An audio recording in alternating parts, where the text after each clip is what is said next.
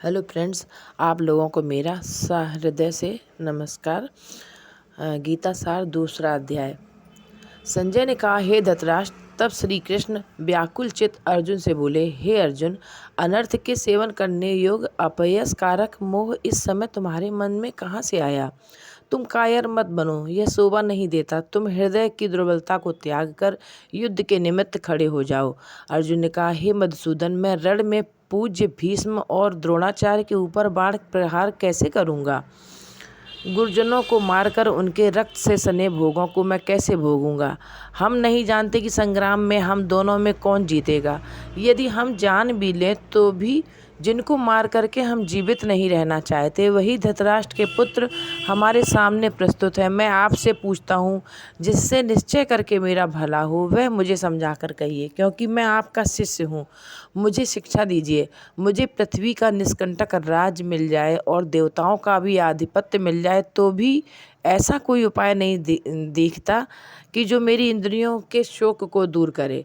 हे गोविंद, मैं युद्ध नहीं करूँगा। यह कहकर अर्जुन चुप हो गया। संजय बोला, हे राजन, दोनों सेनाओं के मध्य में खिन्न होकर बैठे अर्जुन से श्री कृष्ण ने ये वचन कहे, हे अर्जुन, जिसके लिए शोक नहीं करना चाहिए तू उसके लिए शोक करता है, और पंडितों के से तो वचन कहता है, परंतु पंडित लोग न मरों का शोक करते हैं न जीवितों का। यह बात असंभव है कि मैं पहले ना था, तुम ना थे, और ये राजा भी ना थे, और इसके बाद भी नहीं रहेंगे। जैसे देहधारियों की इस देह की लड़कपन, जवानी, बुढ़ापा ये अवस्था होती हैं, वैसे ही मृत्यु के बाद दूसरी देह की भी होती है। इसलिए पंडित लोग मोक्ष को प्राप्त नहीं होते। हे नरश्रेष्ठ, सुख दुख को समान मानने वाले जिस वीर पुरुष को ये ब्रह्म बाह्य पदार्थ क्लेश नहीं देते, सुख दुख को समान मानने वाले जिस वीर पुरुष को ये बाह्य पदार्थ क्लेश नहीं देते, वह मोक्ष पाने का अधिकारी है। असत वस्तु का तो अस्तित्व नहीं है और सम का अभाव नहीं है। इस प्रकार इन दोनों को ही तत्वज्ञानी पुरुषों ने देखा है। जिसमें सारा संसार व्याप्त है उसको अविनाशी जानो, क्योंकि इस नाश रहित आत्मा का विनाश करने में कोई समर्थ नहीं है। अतएव हे भारत, तुम युद्ध करो। जो पुरुष इस आत्मा को मारने वाला तथा जो मरने वाला मानते हैं, वे दोनों ही ज्ञानी नहीं है, क्योंकि यह आत्मा ना मरती है ना मारती है। आत्मा ना कभी जन्मती है और ना कभी मृत्यु को प्राप्त होती है।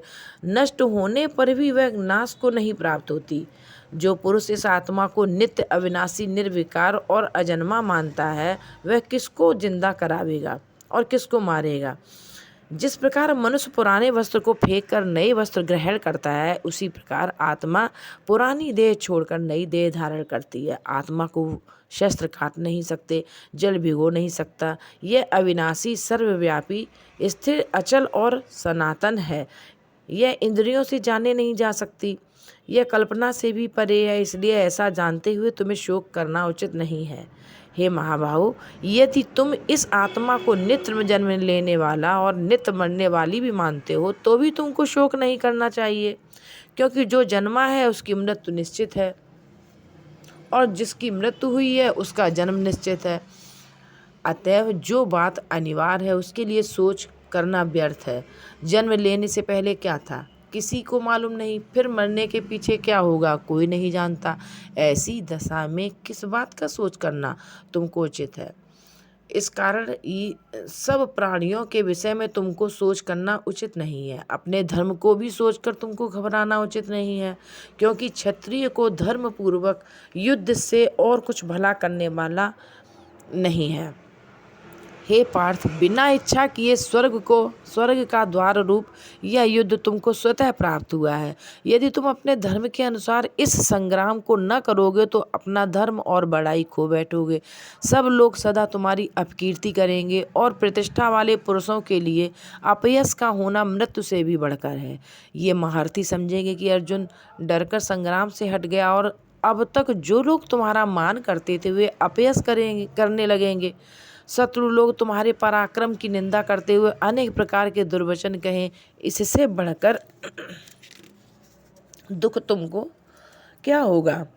यदि तुम युद्ध में नष्ट हो गए तो स्वर्ग का सुख भोगोगे और जीतने पर पृथ्वी तल पर राज करोगे। इसलिए युद्ध निमित्त दृढ़ प्रतिज्ञ होकर खड़े हो जाओ। सुख दुख, लाभ हानि, जय पराजय, इनको समान समझकर लड़ने के लिए तैयार हो। ऐसा करने से तुम पाप को प्राप्त नहीं होगे। हे पार्थ, यह ज्ञानोपदेश ज्ञान योग के विषय में तुझसे कहा गया है। अब निष्काम कर्म योग के विषय में सुन। जिस ज्ञान को पाकर कर्म बंधन से तेरी मुक्ति होगी। कर्म योग मार्ग एक बार प्रारंभ किए बिना कर्म का नाश नहीं होता और विघ्न पड़ने पर भी शुभ फल होता है। और इस कर्म का केवल प्रारंभ ही संसार के भय से छुड़ाकर पूर्ण ब्रह्म प्राप्त कराता है। निश्चय करने वाली बुद्धि इस निष्काम कर्म में एक ही है और कामना वाले पुरुषों की बुद्धि एकाग्र नहीं रहती, उनकी शाखा प्रशाखाएं होती हैं। ऐसी दशा में मनुष्य संदेह में रह जाता है। हे अर्जुन, अज्ञानी उस पुष्पितावाणी को ही स्वर्ग सुख से बढ़कर कुछ नहीं समझते। स्वर्ग सुख को ही जो उत्तम पुरुषार्थ समझते हैं, उनका कामनाओं से चित्त व्याकुल होने के कारण निश्चयात्मक बुद्धि से मोक्ष साधन को नहीं उत्पन्न होती, कारण कि उनका चित्त भोगादि में सदैव निमग्न रहता है। जिन मनुष्यों का चित्त इस प्रकार मोह लिप्त है और जिनकी आसक्ति भोग विलास और ऐश्वर्य में है, ऐसे पुरुषों के अंतःकरण में निश्चयात्मक बुद्धि नहीं होती है। हे अर्जुन, वेद त्रिगुणात्मक सकाम है, तुम निष्काम हो जाओ। सुख दुख को समान जानकर नित्य योगक्षेम आदि स्वार्थों में न पढ़कर धीरजवान और आत्मनिष्ठ हो। जैसे छोटे छोटे अनेक जलाशयों से मनुष्य का कार्य सिद्ध नहीं होता, बड़े जलाशयों से वे सब प्रयोजन अनायास ही सिद्ध हो जाते हैं, उसी तरह संपूर्ण वेदों में कहा हुआ काम कर्मों का फल ब्रह्म में भक्ति रखने वाले मनुष्य को सहज ही प्राप्त हो जाते हैं। तुमको केवल कर्म करना चाहिए, फल तुम्हारे अधिकार में नहीं है। तुम ना तो फल की अभिलाषा से काम करो और ना निकम्मे ही रहो। फल की आशा त्याग कर कार्य की सफलता को समान मानकर तुम योगस्थ होकर कर्म करो। यही कर्म ज्ञान योग है। इस बुद्धि योग सहित कर्म से अन्य कर्म अत्यंत हीन है, इसलिए तुम बुद्धि योग का आश्रय ग्रहण करो। फल की इच्छा रखने वाले निकृष्ट होते हैं। निष्काम कर्म करने वाला पुरुष ईश्वर कृपा से इसी संसार में सुकृत तथा दुष्कृत इन दोनों ही का त्याग कर देता है। इसलिए तुम निष्काम कर्म में प्रवृत्त हो। कर्म फल को त्याग कर ही बुद्धि युक्त ज्ञानी पुरुष जन्म बंधन से हटकर मोक्ष को प्राप्त होते हैं। जब तुम्हारी बुद्धि मोह बन के बाहर निकल जाएगी, तब तुम्हारा मन आगे सुनने वाली तथा हुई बातों से विरक्त हो जाएगा। अनेक श्रुति स्मृतियों के वचनों को सुनने से तुम्हारी बुद्धि भ्रमित हो गई है। जिस समय वह निश्चल होकर आत्मा में स्थित होगी, तभी तुमको तत्व ज्ञान प्राप्त होगा। अर्जुन ने पूछा, हे केशव, आत्मस्वरूप में निश्चल बुद्धि वाला किसको कहा है? उसके लक्षण क्या है? श्री कृष्ण जी बोले, हे अर्जुन, जो महापुरुष मन की सब कामनाओं का त्याग देता है और अपने आप ही में प्रसन्न रहता है, उसको निश्चल बुद्धि कहते हैं। दुख में किसके मन को खेद नहीं होता और प्रीत भय क्रोध जिसके जाते रहते हैं, वह महात्मा स्थिर बुद्धि वाला मुनि कहलाता है। जो शुभ पदार्थ प्राप्त होने से हर्ष नहीं करता और अशुभ से अप्रसन्न नहीं होता, उसी को स्थिर बुद्धि जानना चाहिए। और कछुआ जैसे अपने अंगों को सिकोड़ लेता है, उसी तरह जो पुरुष अपनी इंद्रियों को विषयों से हटाता है, उसी की बुद्धि स्थिर जाननी चाहिए। निराहारी पुरुष के विषय घट जाते हैं, परंतु विषयों में उसकी चाह बनी रहती है। पर ब्रह्म का अनुभव होने पर चाह भी घट जाती है। हे अर्जुन, मोक्ष में प्रत्यक्ष करने वाले विद्वान व्यक्ति को भी प्रबल इंद्रिय बलात्कार से उसके मन को जीत लेती है। इसलिए सब इंद्रियों को विषयों से रोक मेरे विषय में तत्पर हो जाओ। जिसने इंद्रियों को वश में कर लिया, उसकी बुद्धि निश्चल है। जो पुरुष विषयों के ध्यान में रहता है, उसकी प्राप्ति हो जाती है। प्राप्ति होने से कामना होती है, इच्छा के पूर्ण न होने से क्रोध की उत्पत्ति होती है। क्रोध से अविवेक होता है और अविवेक से स्मरण शक्ति नष्ट हो जाती है। स्मरण शक्ति के नाश होने से बुद्धि क्षय होती है। जिसकी बुद्धि का नाश हुआ वह विनाश को प्राप्त होता है। जो पुरुष राग द्वेष रहित हो अपने मन को वश में रखता है वह शांति को प्राप्त होता है। शांति मिलने पर सब दुखों का नाश हो जाता है। प्रसन्न चित्त वाले की बुद्धि निश्चल होती है। जो पुरुष योग युक्त नहीं है उसकी निश्चल बुद्धि उत्पन्न नहीं होती। ईश्वर में भावना नहीं होती। भावना के न होने से शांति प्राप्त नहीं होती। अशांत को सुख कहाँ से मिलेगा।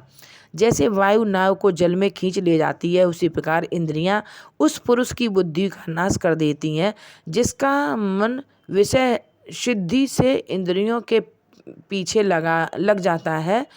इस कारण हे महाबाहु, जिसने इंद्रियों को विषयों से सर्वथा रोक रखा है उसकी बुद्धि स्थिर है। जो सब प्राणियों की रात है उसमें संयमी जागता रहता है और प्राणी मात्र जिस समय जागते हैं मुनिजनों की वह रात्रि है।